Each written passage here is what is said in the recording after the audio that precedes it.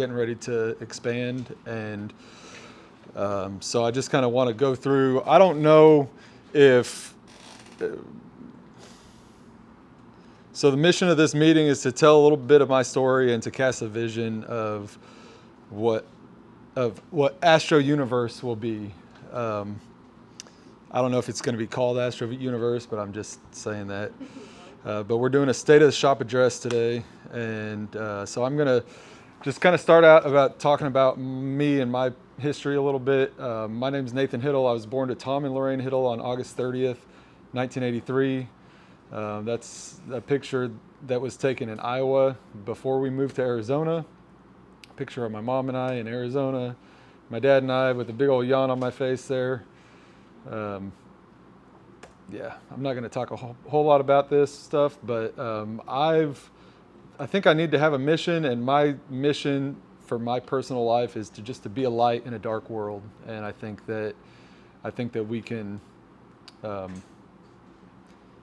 There's just a lot of darkness, and I think that it's good to have some light. A couple more pictures. That's me. I have never seen this picture until yesterday, but this is me. We were on a mission trip in Mexico, Puerto Penasco, which is like right on the tip of the Gulf of California. And that was, I've always been into Latina chicks apparently, because that was my girlfriend on our mission trip. She was part of the family that we were there. We were building a house, and she was part of the family there. That's my cousins and I. I'm yawning in that picture again. Apparently, I'm always tired, apparently.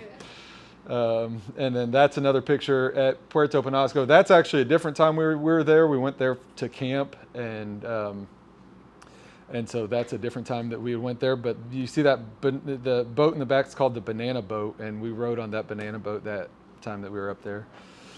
So when I was born in August of 1983 until January, I think 10th of 1985, I was going to put the thing on this, but I didn't. We lived on the farm. My grandpa still owns this farm to this day. I don't know if you can see it there, but that's my dad working on the tractor there. Just some different pictures. That's the farm. My grandpa still owns that farm today, and it's just really cool to see. So this is another picture of the farm. That's called an auger, and in a minute you'll see a picture of my grandpa taking the corn out of the auger to send it up and get it ready for feed. And that's my grandpa there out on the farm, I assume anyway.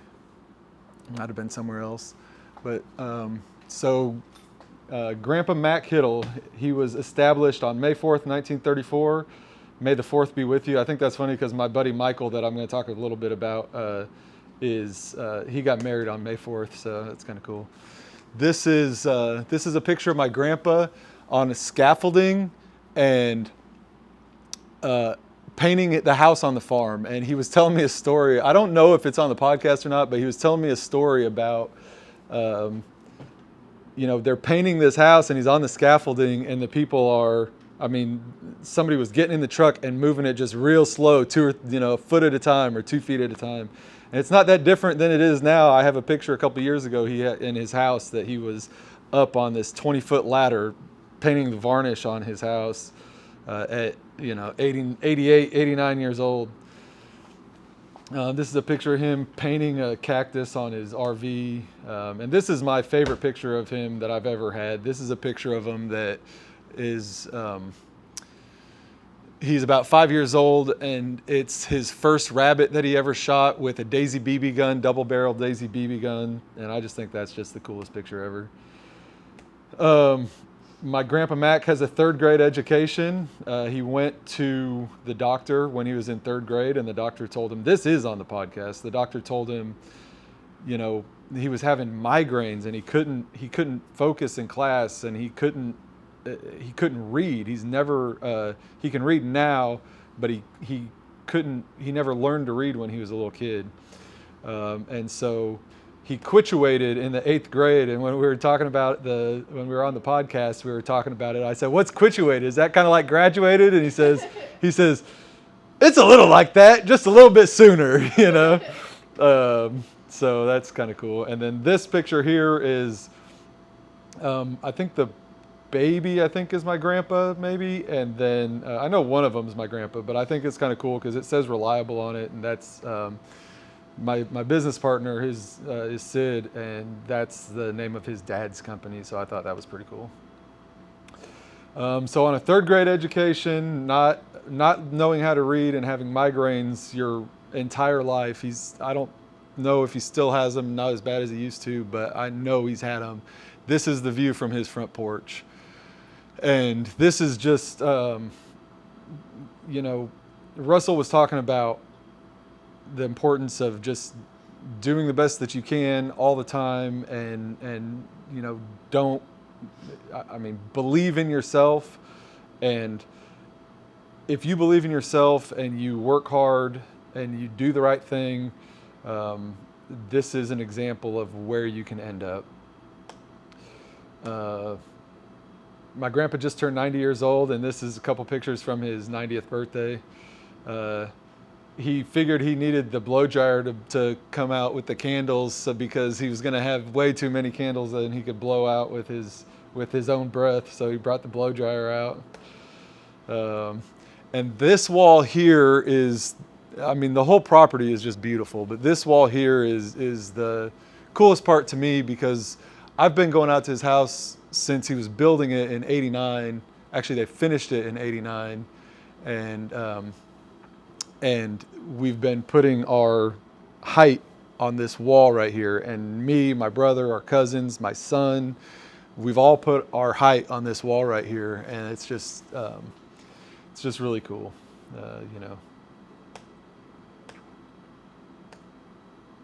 This is a picture of me and my whole family. It kind of looks a little bit like the one of our cousins earlier, but this is just a couple weeks ago, so it's pretty cool.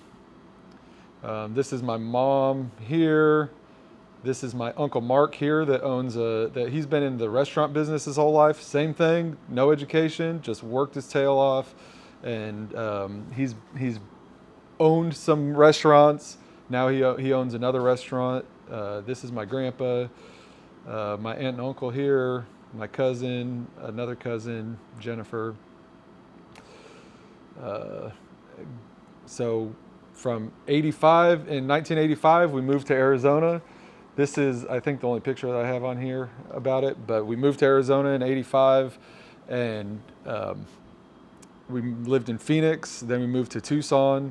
Which, funny thing that happened this morning, because Tucson, when we lived in Tucson, we lived in this little community out there that was it wasn't run down, but it was out it was about 30 minutes from the closest real grocery store, and it was in a really pretty area, but the houses weren't that expensive, but there were places around there that you could buy property and build a house or whatever, and that's the Paul Mitchell guy, that's when he came to the school. I think I was in like third grade or something, and his daughter was in my class.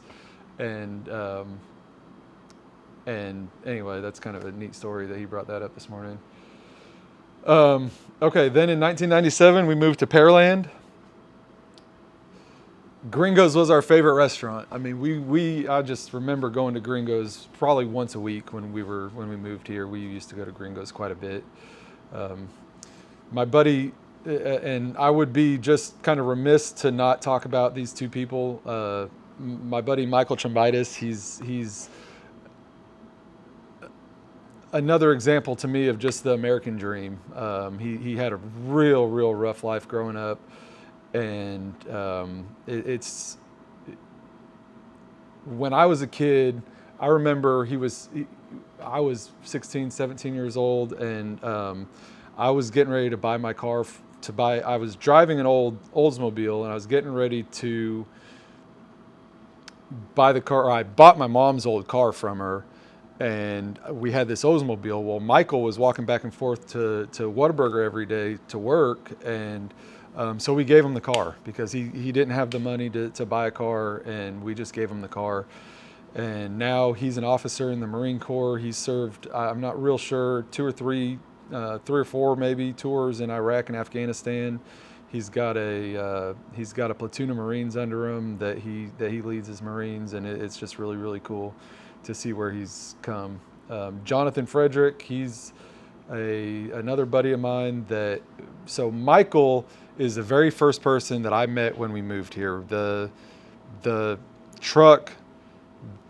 moving truck, we asked them to put our bikes in it very last so that when they got here, we could take them out first and ride around the neighborhood.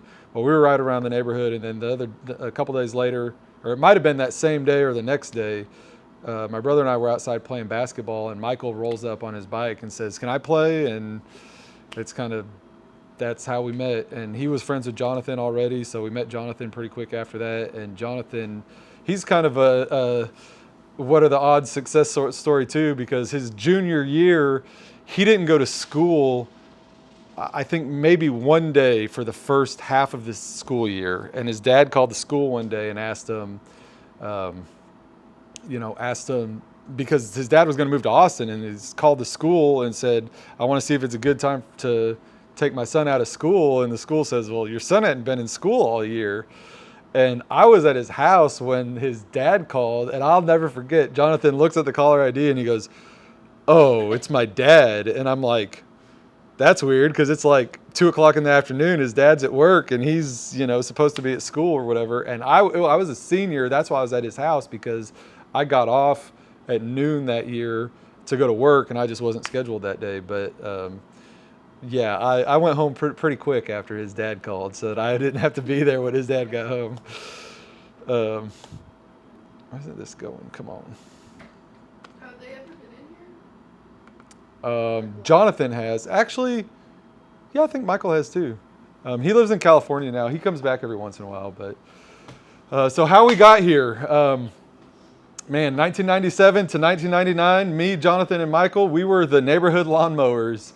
A couple stories about that. One day, Jonathan had a riding lawnmower, and one day, I'm pretty sure Jonathan and Michael both have 9 lives, but one day we're riding so we used to put the regular lawnmower and tie it to the hitch on the riding lawnmower, and I was riding on the regular lawnmower behind his riding lawnmower. Well, he says, "I want to go through this ditch," because we used to drive through people's ditches and stuff sometimes. And he goes through this steep ditch. We take off the regular lawnmower and he drives through this steep ditch, and he's going through the ditch, and he's going like this, and he goes up, and I'm kidding. I'm not kidding at all. He takes both hands off of the steering wheel and he starts swimming like this. And, just by the grace of God, he was okay, because that could have turned out really bad. But, and then another story about that, one day, we went up to this house, and the guy said, "Well, I don't need my lawn mowed, but you can pull the weeds in my garden." And we were like, "Okay." Well, we saw the front yard, and there weren't that many weeds in it. And then we agreed to $30 to pull the weeds in his yard. And then he took us into the backyard, and we were there all weekend pulling weeds. We had a little compact disc stereo CD player, Walkman, with some speakers on it, and we were listening to this album, The Wallflowers. I remember that, and that's kind of cool. 1998 to 2014, I worked part-time for my mom. My mom owned this business called LMH Enterprises, and we went to houses that were delinquent on their mortgage. This was in the 2008 bubble. This is right in the middle of all that stuff going on, that they were lending money to people that they never should have been lending money to. And I'm telling you, I used to work in Pearland, and there were places in Pearland that every other house was behind on their mortgage. At least every other house. I'd hit 100 houses a day sometimes. And that's with us a lot of times going up to the house and giving them a note to, we're not just driving by the house. We got to get out of the car. Vacant houses, we would walk around the house, make sure the windows weren't broken out, stuff like that. My mom was a pioneer in this business. I remember when we first started, it was we were printing this stuff out every day, and we were faxing it in when we got home, and it was a lot of work. You had to take pictures. We were taking pictures on Polaroid cameras at $1 a picture, and that was when she first started. And so there's a clipboard we don't have one here, but you know these metal clipboards that they flap open, and then there's a thing on the back of it that you can open it and you can put stuff inside of it. Well, my mom had this clipboard, and I never realized it when I used it, but then one day when I started working for myself, I mean for her, but by myself, I bought a new clipboard.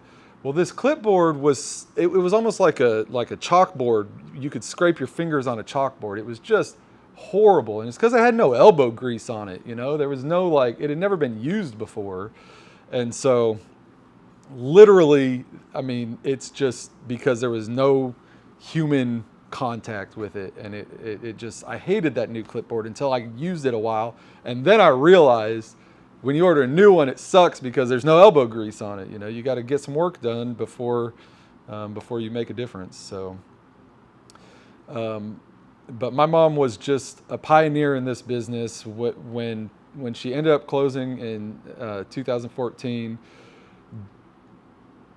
She was working with a programmer very closely with a programmer that, I mean, back then we had Palm Pilots, and you could, I think actually after the Palm Pilots we had a system on the computer, and we worked really closely with the people, and to where basically I remember when I was going out there working, this is the early days of Bluetooth, and I had a flip phone, and I figured out how to upload the pictures from my phone, which was cool because nobody knew that you were taking a picture with your phone.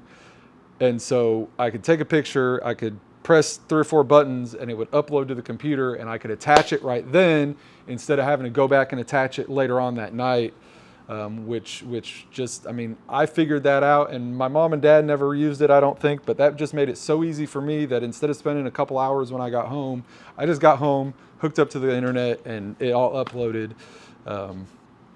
But so my mom exited in 2014, partially due to corporate greed.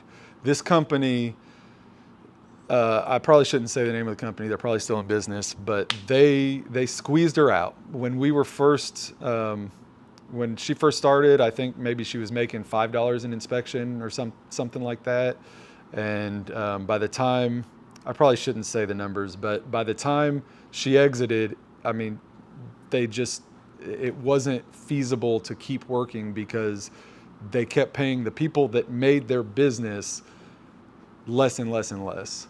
And that's just no way to treat people. I think it started at 5, and it went up and down over the years depending on things going on. But by the end of it, I mean, it was like down to like, she was having to make bids on these big contracts that were making like $1.50 an inspection and stuff. And it's just like, you just can't, it's not worth it. You make no money. And so this big corporate behemoth of a company just treated their people, not just her. I mean, it's just the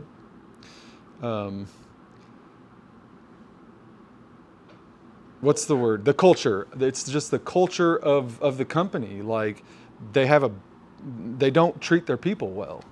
And no business that I ever manage is going to treat people like that. I'm so far the other side of corporate greed and corporate rules and stuff like that. Don't get me wrong, they have some rules that are good, policies in place and stuff like that. But I'm going to be real careful to adopt anything from the corporate world.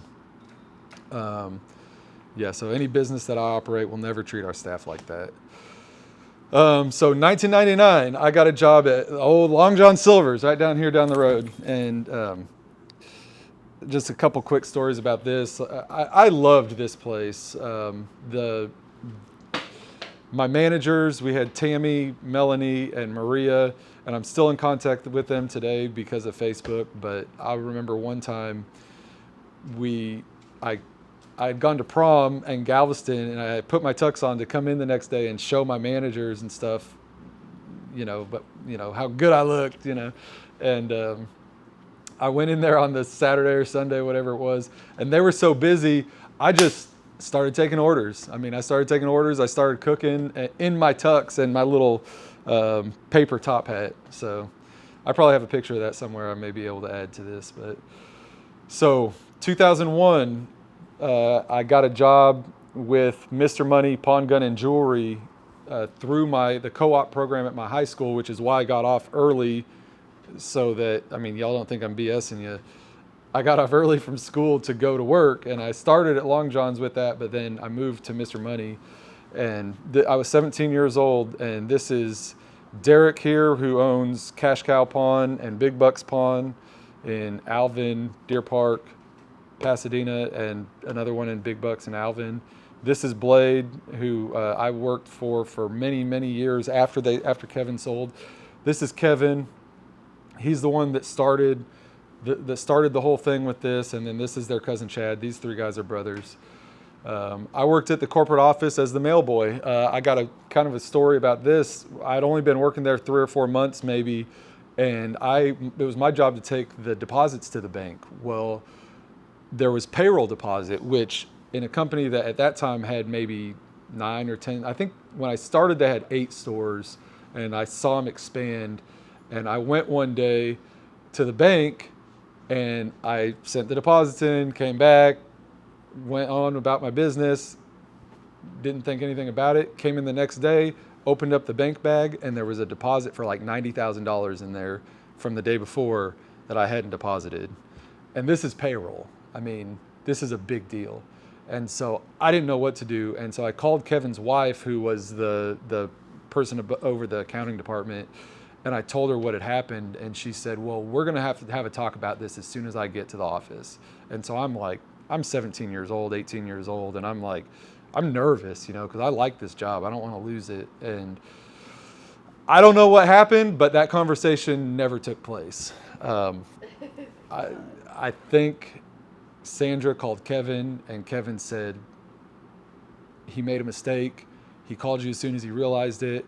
We're going to get it figured out. And that's the kind of thing that just makes just such a big difference. Another thing, when he sold, I mean, I had worked for him for 5 years almost. And when he sold, on my final check, he put thanks and put $1,000 on it. And back then, $1,000 was a lot of money. I mean, and I mean, just thanks and put $1,000 on it. That's your step number one. So exactly. So Kevin started this business in the late '80s, early '90s, writing a software program for Braxton, who owned Circle Pawn. Still owned Circle Pawn until last year, and I've become really good friends with Braxton. But I worked for Blade.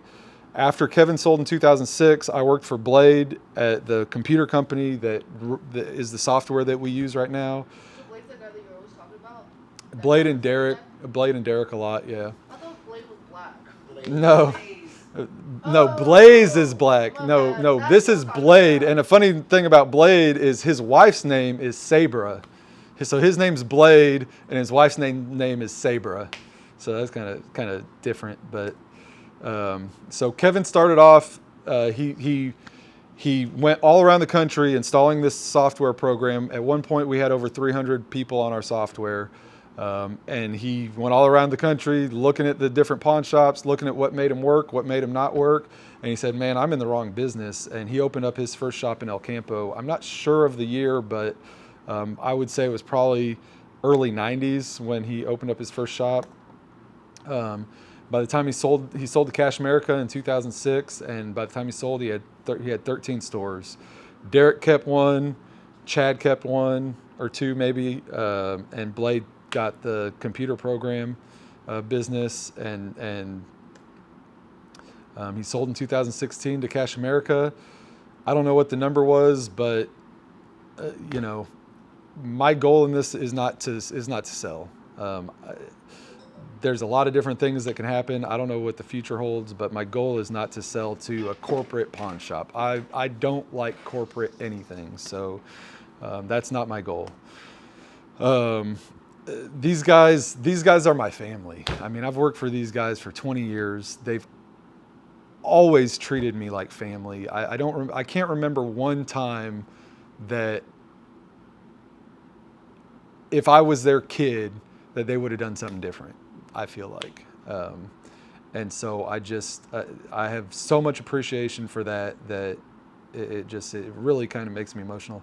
I'm going to try to do this without getting really emotional. It's kind of hard. But, man, they were pioneers in the pawn business. My mom was pioneer in her business. These guys are pioneers in the pawn business. And, you know, you go from nothing to 13 stores in what, 10, 15 years. And I mean, you know, you're doing all right. And just words can't even explain how grateful I am to these guys. This family here is a part of the reason why I am where I am today. And I just can't explain how grateful I am to the Munns family. Oh, that's their last name, Munns? What's that? That's their last name, Yeah, Munns, yeah. So Munns Computer Services, here's just some pictures of things that we've done. This is, no, this is a sidewalk sale that we had in Freeport one day. This is Derek's shop in Alvin, Cash Cow. This is actually Nathan. This is Blade's son. And we're in Freeport here. Just, you know, I don't know what we're doing, but we're just, his name's Nathan too, yeah. We're just screwing around, having fun. And then this is one of my favorite employees that I've ever had. This is Eduardo. He actually came this is the guy that came to the tap room the other night. Now, this is another American success story. He just got hired on at Lake Jackson Police Department. He's always wanted to be a cop, and he just got hired on at Lake Jackson Police Department. So I'm super excited for Ed. February, I think 2nd, 2001, we signed a lease for our first Astropon location. And this is kind of I don't know if you can see my face there, but doesn't look like I'm in the happiest of moods. Man, I never knew how much work this was going to be. It's just been a tremendous amount of work, and at the same time, just a tremendous amount of joy. I mean, there's been a lot of rough things, but it's been a lot of joy that's come with this, and just my life has just gotten so much better. Just the people that I'm around and all that stuff has just gotten amazing to me. So there's a lot of things in here that are like, what are the odds of this happening? And this is one of the things. I was looking for display cases. I wanted to find some nice display cases, and you know, you can go spend $1,000 and buy a crappy particle board display case, but that's not what I wanted to do. I wanted to buy used stuff, so I didn't have to spend a bunch of money. This is Collector's Firearms old location, and I was up here one night looking, you know, I'm getting ready to open. I'm up here, it was late, and I find this picture on Craigslist, and I call the phone number, and it says, "Thank you for calling Collector's Firearms." And I'm like, what in the hell? And so anyway, long story short, we got every display case in their old, between me, Blade, and Derek, we got every display case in their old building, and we've painted them and rekeyed them and done all that. And if you've never been to Collector's Firearms, they bought a building on Westheimer, which is like the most expensive street in Houston, maybe not the most expensive, but it's up there. They bought an old Barnes & Noble building, and they changed it into, for sure, the biggest gun shop in the Houston area. Maybe, well, I guess not for sure, but it's a big store. You walk in there and they got a Gatling gun just standing in the middle of the aisle. It's really cool. If you've never been there, you should go check it out. This is not a gun-free space. So I was looking for shelving, and I was looking on Craigslist. Well, I found this guy that had some a shelving unit, and I went to his house to pick it up, and this is the sign on the door. And man, we just immediately started talking, and we became friends. His name is Mel. I haven't talked to him a whole lot since then, but Mel, what's up, brother? But he ended up, this is the middle of COVID, okay? We're 2021, so we're in like the height of COVID. Things are going crazy. You can't buy guns from anybody. I was putting personal guns in there because I just wanted to have guns, you know? And I show up at this guy's house, and he ended up selling me, I don't know, a half dozen guns, and I don't even know, $1,000 worth of ammunition or something. And that was at a time that you couldn't get any of that. So it's pretty cool. This is a picture of me. Yesterday was a real emotional day for me because I went through a bunch of pictures from, just this whole thing. And it's been a wild ride. There's so many different stories that I could have put in this, but this is one of them. They were doing pop-up sales out there, and they had a balloon guy, and he made me an astronaut outfit, and just kind of cool. No, I don't still have it. But this is, as you can see here on this picture here, we were planning out the store with tape, and you can see there's a computer up there. There's the double doors, which are right there. A computer up there. It says low right there, which is here, a computer here, and then display cases right there. So we hit it pretty dang close to what we were looking for. You can see there's carpet in here. We tore the carpet out, which was a huge mistake that I'd never do again, but you're gonna make mistakes doing this stuff. So this is, I know y'all have probably all heard me talking about this grand estate sale that happened. This is kind of the same thing. What are the odds that this happens? March 13th, 2021. So we're in the middle of the build out. We're looking for inventory. This house was like a rich hoarder. Okay. I tell people all the time, there was 5,000 square feet, packed floor to ceiling, and everything was worth $100 or more. So much so that they had it Friday, Saturday, Sunday. At the end of Sunday, I paid them $2,000 for the rest of the stuff in the house. And there were a couple different items in there that I got paid $2,000 for.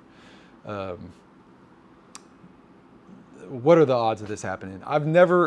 Since then, I've never seen another estate sale even close to this. This was a person that was about my age that owned a business. They sold the business and they were going to RV across the country. And so they were selling their house so they could RV across the country. And they just had so much cool stuff in this house. Here's a picture of a bike. I didn't get all the stuff, but this is a picture of the bike that was really cool. I'm not necessarily a bidet person. I don't know if y'all even know what a bidet is, but there was a bidet at this place that was like $700 or $800 if you bought it off this company's website. They had bidets on their downstairs toilets, and they had bought one for the upstairs toilet but never put it in. So it was brand new in the box, and they didn't.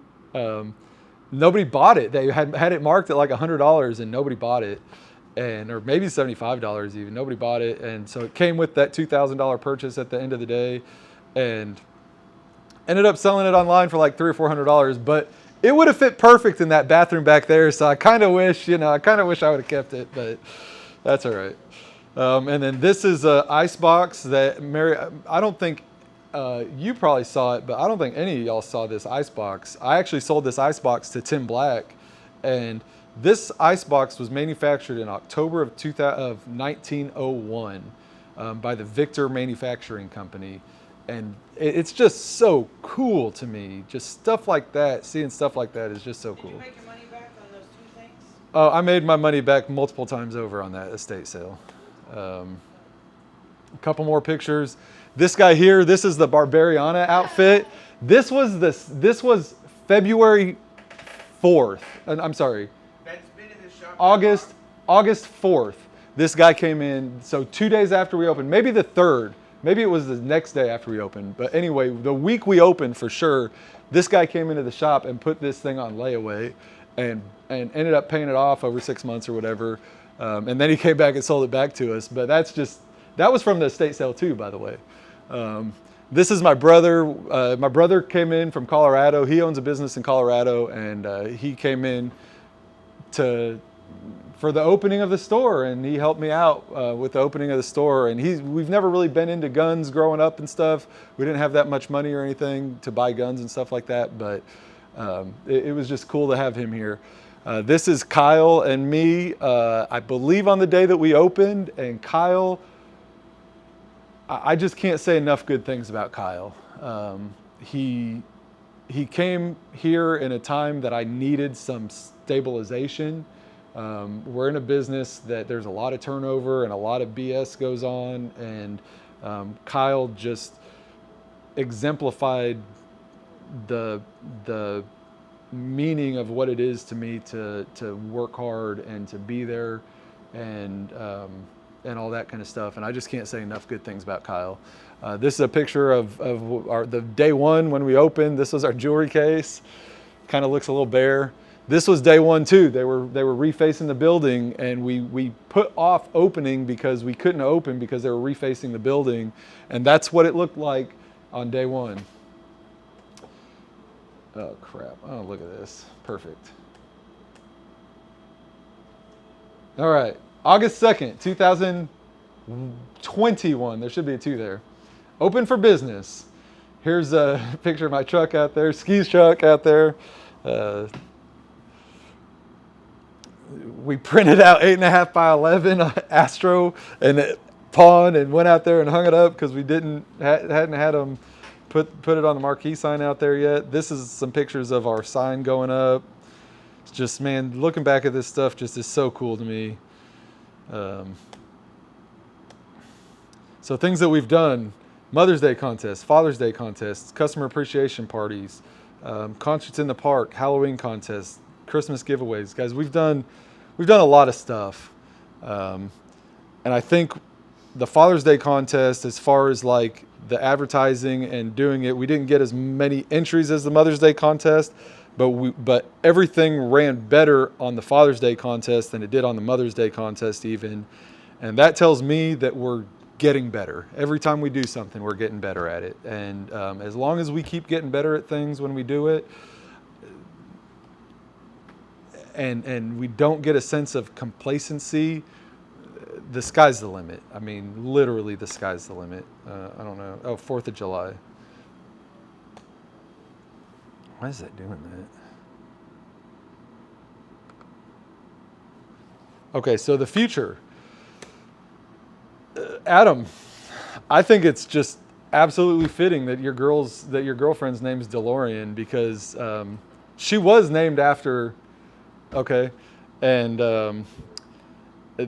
I grew up watching Back to the Future movies, and I mean they're past Princess Bride. It's Back to the Future for me, and I don't care. Y'all can laugh, giggle, whatever. That's okay. I'm going to take a quote from Back to the Future Part 3. There's these 2 guys sitting in a bar. One of them is worried about his wife's situation and stuff like that. And then there's an old wise guy, an older, wiser gentleman, I guess I should say. And he says, "I've peddled this barbed wire across the country, and it's taught me one thing for certain. It's that you never know what the future might bring." And I mean, that's true. I mean, it's kind of a funny little quote, but it really is true. I don't know what's going to happen. We're going to have trials and tribulations along the way, but as long as we get better one day at a time, we're going to be doing just fine. Y'all know I'm a big Dave Ramsey dude, and I'm in this entree leadership thing, and one of the things that he says is that if you want a successful business, you have to have a mission statement. And so I'm revealing our mission statement today. I've put a lot of thought into this, and I'm revealing it today. And our mission statement is to serve the people. Now, what does that mean? That could mean a lot of different things to a lot of different people. What I think is that there's all kinds of different ways that we can serve people. Give somebody a loan. We're a pawn shop. People come in here because they need money. We can give somebody a loan. We can explain why they should pay it back to us as soon as they can if they want their stuff back, so they're not paying on it for 2 or 3 years. We can give people a pawn ticket envelope so that they don't lose their pawn ticket. They don't have to pay the extra $1. We could make somebody feel like they got a good deal. You know, Ski's kind of opened my eyes to this, like with these Astro Bucks and the Lux Bucks and stuff like that. I mean, when we were first doing them, I'm going, yeah, but that's $10, you know, that's $10, that's $10, that's $10. Well, yeah, it's $10, but it's an opportunity to create a lasting relationship with the customer. And this whole thing is about relationships. we're in a really weird time in the world, and we're in a business that has not changed dramatically ever. And I can see a future that we can change the entire industry, and we'll talk a little bit more about that. Other ways to serve someone. You can talk to them. If somebody comes in, sometimes they just need somebody to talk to, and or maybe you can listen to them. Sometimes maybe they just need somebody to listen to them and hear how bad their day was, or whatever it is. Listen to somebody. Invite somebody to a function that we're doing. Pray for somebody. And this list, most of these lists are going to go on, but there's just all kinds of different things that you can do. Why is this doing that? The last thing I put on here is build. What does that say? Build the relationships. Like I said, this whole thing is about relationships. If we don't have relationships with the customers, then all this stuff is for nothing. And the more relationships that we build with the customers, the more customers we're going to get. And we're in a very specific business that we get to get personal with people super, super often if we choose to.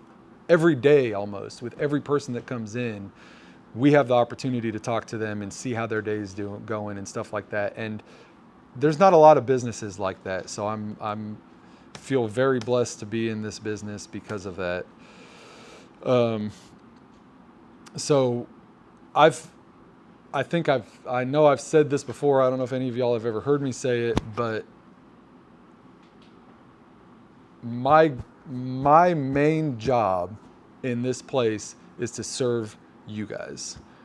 Because like Russell said, if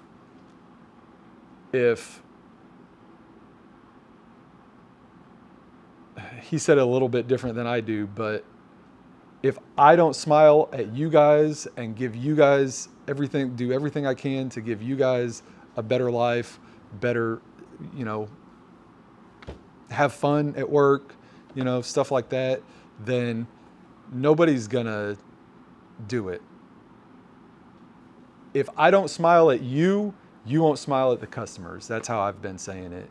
And Russell said the exact same thing, a little bit different, but that's what it is. So imagine with me, okay, I'm sorry if I get too churchy with this, but imagine with me for a second.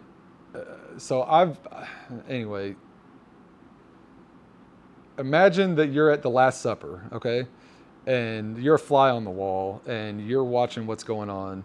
And Jesus has been teaching his disciples how to be like him, which basically is just teaching them how to live, And at the Last Supper, they're arguing about who's going to be in charge after Jesus is crucified.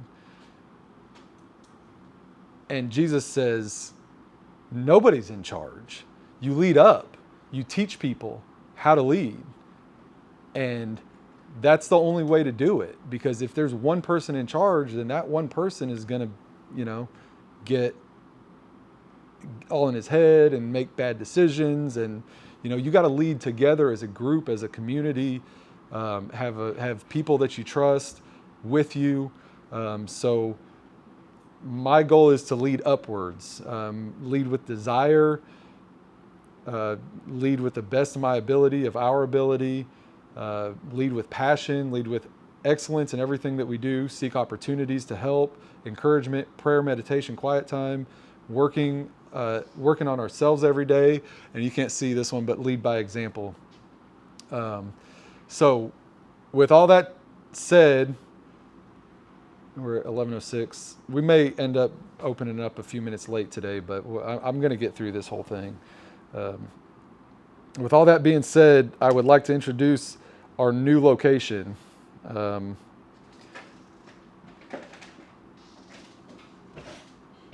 Obviously, let me see.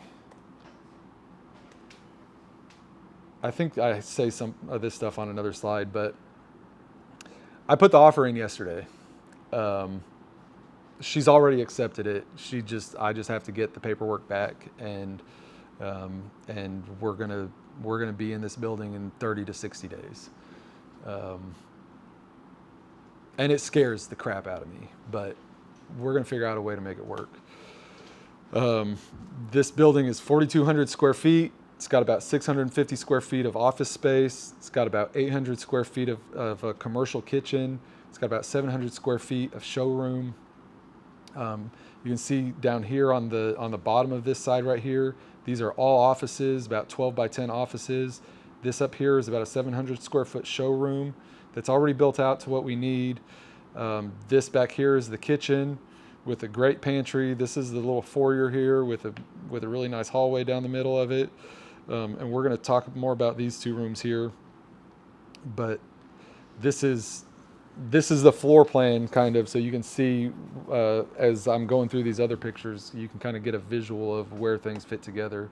I don't know why it's doing it like that. So this is the aerial view, and the yellow line is the property line. So this black line here, right here, is the fence line. So we can do all kinds of stuff with this.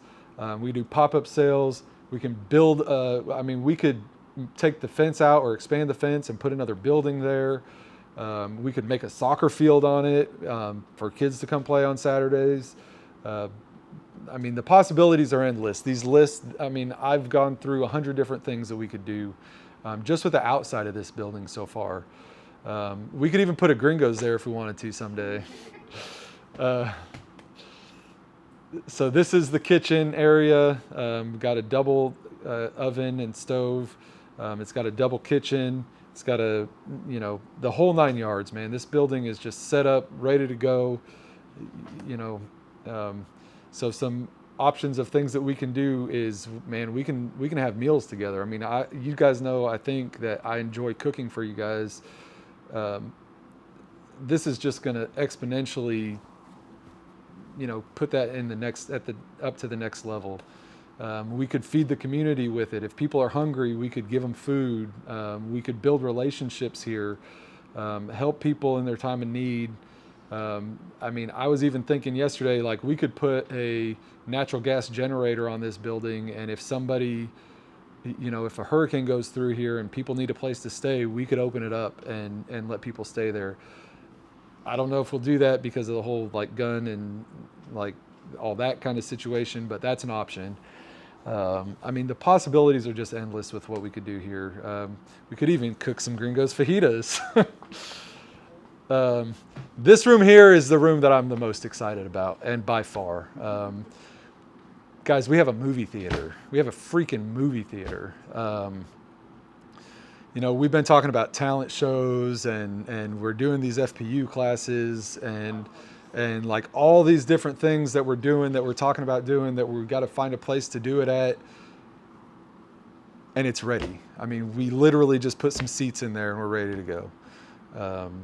Maybe it might be a little bit more complicated than that, but man, we could do a talent show. We can have movie nights. You bet your ass we're going to be doing Back to the Future there.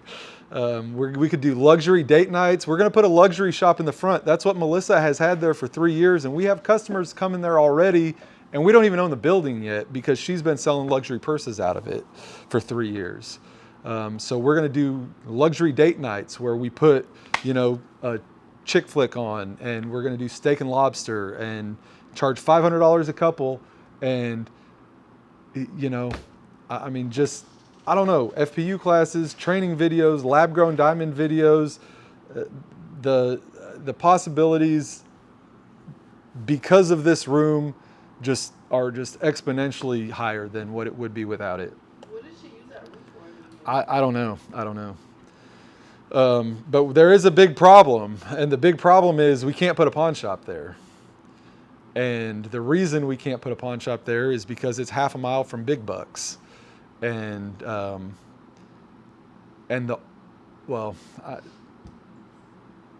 half a mile from Big Bucks. We can't put a pawn shop there. And unless Big Bucks moves or closes, we can't put a pawn shop there. And so it almost made me not want to buy the building. It's previously Mimi's Treasures. She's our purse authenticator. We've been using her since we opened for 3 years. She's moved to Hawaii now and sells exclusively online. And she told me her numbers that she's done over the last year just her number in lab grown diamonds is just insane to me. And she told me that if I buy the building from her, she's going to give me her lab grown diamond guy. So we're going to be able to start selling lab grown diamonds. She is, in my opinion, she's been doing online for 17 years. She's like a mogul online with an online social media, all that kind of stuff. And I gave her a full price offer on the building because the $10,000 or $15,000 that she would have gone down just isn't worth it. And this is what I told her. I'd rather have the relationship than the money in the bank, because I just think that she can throw gas on the fire if we call her and ask her questions about things that we're not sure about. But she's in Hawaii, and she's bought 4 properties, paid cash for all of them in Hawaii since she moved there. And so that kind of tells you the level of things that she's doing, and it's kind of wild. I mean, her numbers are unfathomable to me, and I just, but I also know that we can get there.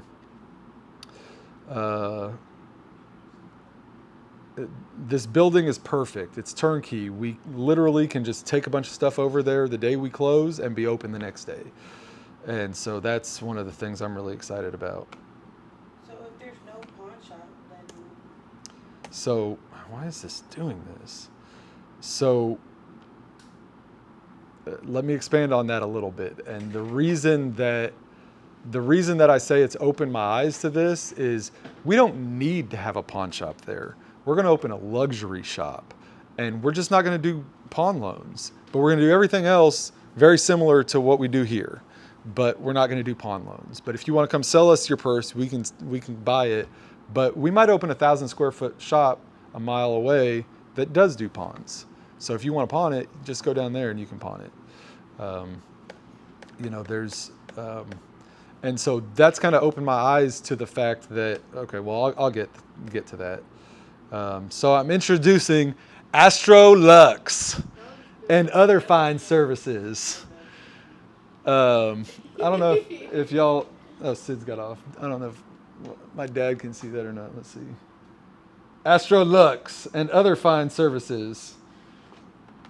So obviously it's photoshopped, but that looks pretty dang good. I mean, it looks pretty good. So I'm just so excited about this. I don't know obviously what the future holds, but this is the showroom. We already have customers coming in because she's been there for so long. Previously it was Mimi's Treasures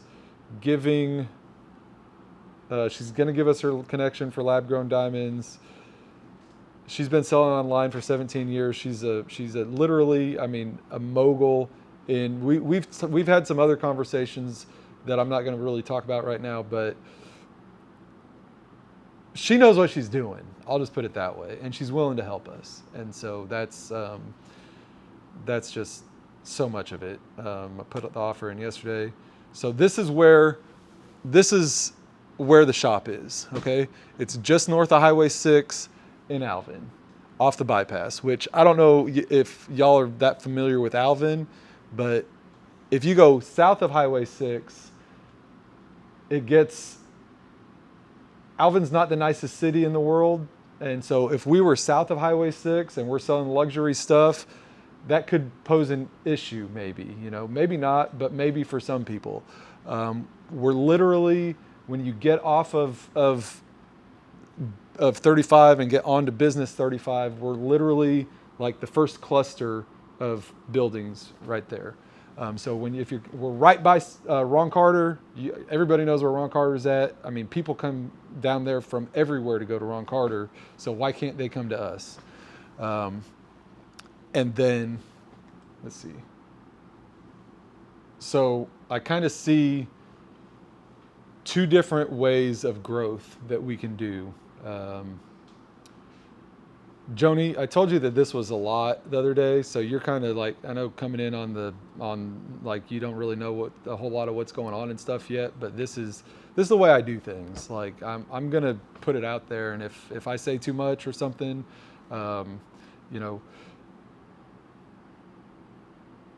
where this building is does not get out of this room until next week. When I give you the okay to tell people where the building is, then you can start telling people. I don't want anybody to know until then, and there's a reason for it. And I'm not going to tell you why right now, but I'll tell you when we can start telling people where it's at. But we don't tell. I don't care if you tell people that we're buying a building. I don't care if you tell people that it's on Highway 6. We're not telling people it's in Alvin. But this is a very strategic location, almost too good to be true. How far away is it? Like? It's about 30 minutes. Yeah, almost too good to be true. So there's two growth options that I can see. One is growing up, okay? And I'm gonna kind of use it as like, so Dave Ramsey says the credit card companies have big buildings downtown, high-rise buildings that they own because you're paying them your interest every month. All your money's going to interest on their credit cards. Well, that's not what we're doing necessarily, but I see growing up as growing on the internet, growing without building more without doing more build outs of brick and mortar locations. Ways that we can do this is produce high quality content for people to consume. Put it all on social media platforms, whatever the in thing at the time is. Sell everything on our website. We got to figure out our software. Me and Ski and I and Adam are working on that, and we're making that happen. But we got to put everything on our website. I think we can get to the point that we're using Zoom meetings for online loans, and at that point, I mean, we could serve the whole country. I got to figure out all the laws and all that stuff, but I've seen there's a couple people doing it right now. I don't know how they're doing it, but I'm going to figure it out this week. And we're going to get that figured out, because I think if we can start doing everything online, then we don't even need brick and mortar locations anymore. And it doesn't matter where we are. But maybe we'll rent a store in the Galleria, or maybe we'll, so the second option is growing out, meaning we're going to put locations all up and down Highway 6 from Galveston to Sugar Land. And we could find every 1,000 square foot location that we can find that's easy to set up. If I can find a 1,000 square foot location that costs $1,000 a month to put either a pawn shop or a buy-sell shop, and our buy-sell shops could be Astro Arms for guns, Astro Kicks for shoes, Astro Electronics, Astro Music, Astro Tools, Astro fill in the blank, doesn't matter. We sell everything, and so we could literally make a store for anything, or we can sell it all online so we don't have the overhead. I don't know what the future holds, but obviously the more locations you have, the more people see your name that wouldn't have seen it otherwise. So I think it would be wise to have strategically placed locations that we can afford. I am getting a loan for this building, but I have a goal of 5 years. I'm going to have this building paid off in 5 years. And if I can do it before that, I'll damn sure do it before that. So no pawn shop is allowed. And I think that it's like,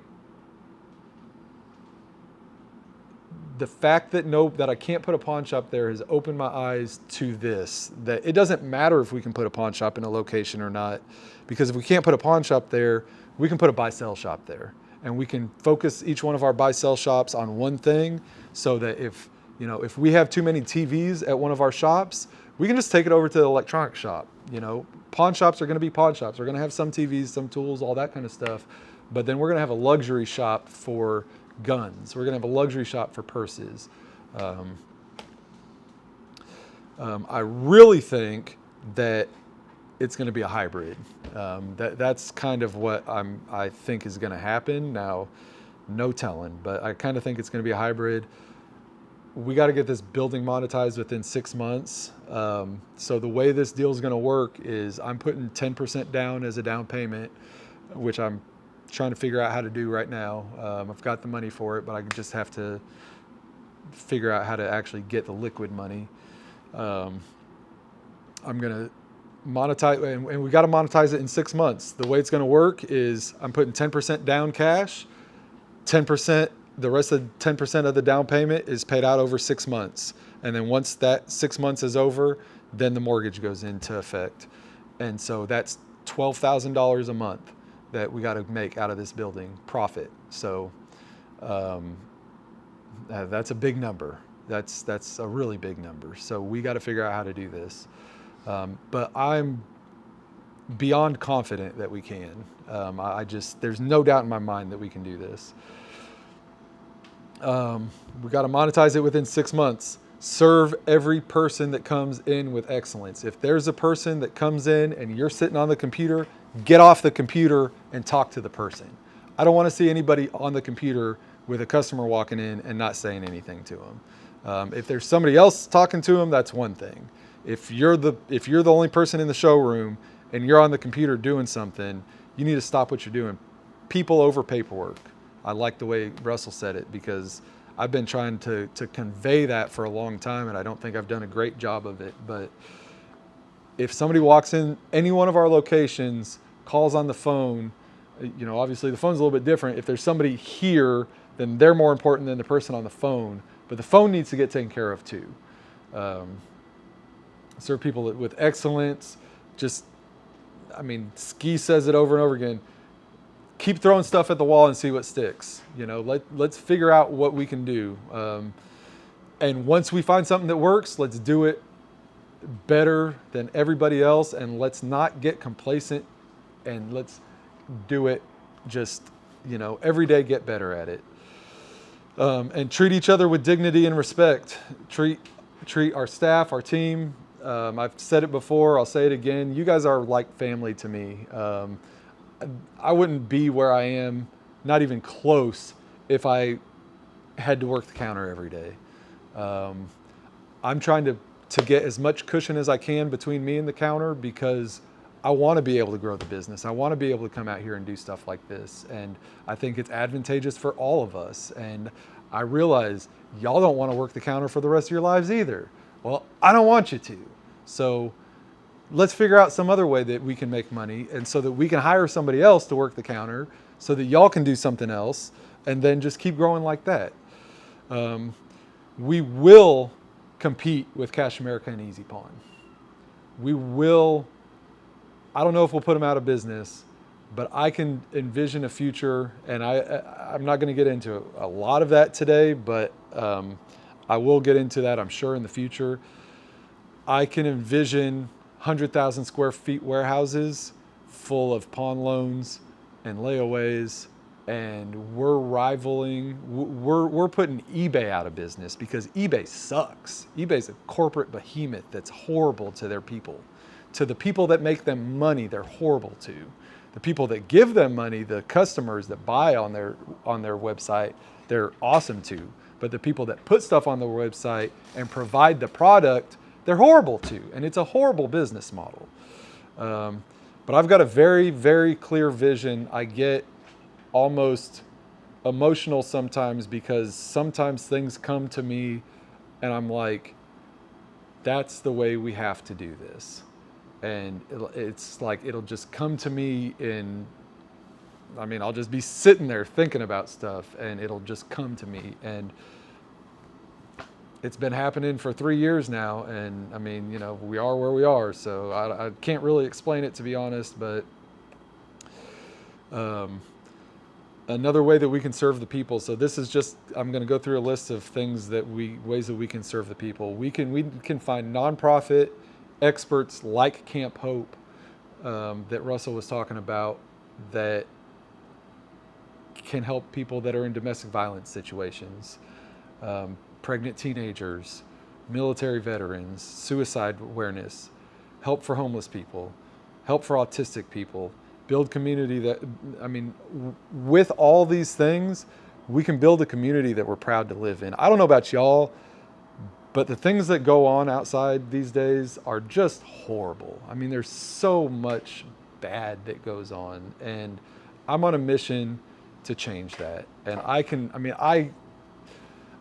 envision a future that we can change this thing around, this country around. And I really think that the American dream is alive and well through this business. We can give people hope that are down on their luck. We see people every day that are down on their luck, and we can be the ones that give them the hope to do something and turn their lives around. One of the big things, I don't have this in here, but one of the big things I've been thinking a lot about over the last 3 years is figuring out a way to put people in business. Teenager comes in, needs a loan. Well, what do you do to make money? Well, why don't you buy a pressure washer and go pressure wash people's houses? Well, if you're too lazy, maybe the next guy will, and we can just go from there. But I'm almost done, actually. I'm gonna minimize that for a second and pull this other thing up. This is the final scene in Back to the Future Part 1, okay? And this just speaks to me in ways that I can't even understand, really, but hold on. I gotta turn the TV up.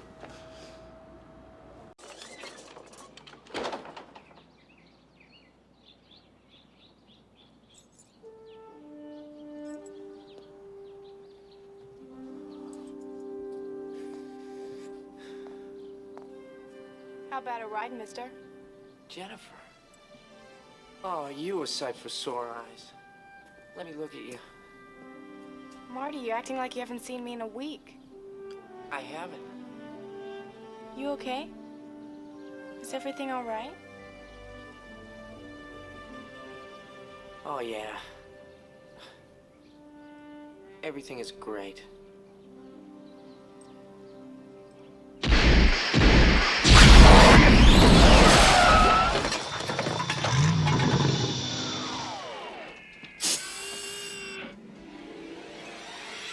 Marty! You've got to come back with me! Where? Back to the future! Wait a minute, what are you doing, Doc? I need fuel! Go ahead, quick, get in the car! No, Doc, I just got here, okay? Jennifer's here, we're gonna take the new truck for a spin. Well, bring her along.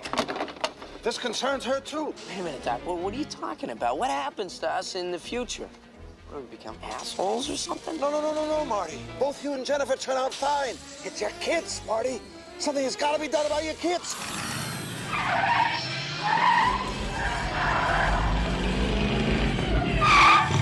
Hey, Doc, we better back up. We don't have enough road to get up to 88. Roads? Where we're going, we don't need roads.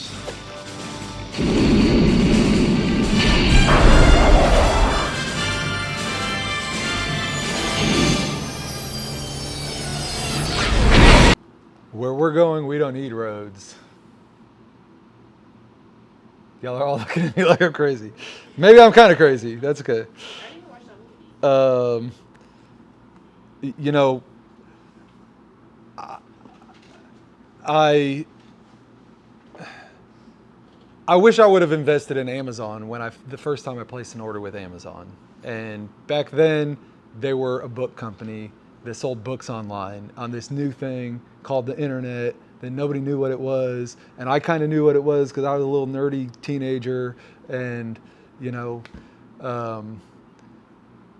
this guy has a spaceship company now.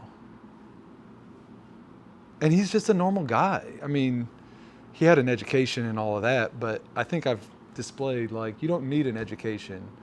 You don't have to have an education to make something out of yourself. And I don't want to lead from the top. I want to be in the trenches with you guys. And I hope that I convey that to you. And I hope that you feel like you can come talk to me about things when you need to. And all that stuff that I hope I show in my actions and talking to you and all that stuff. And that's it. I don't know if I need an applause, but I mean, I don't know.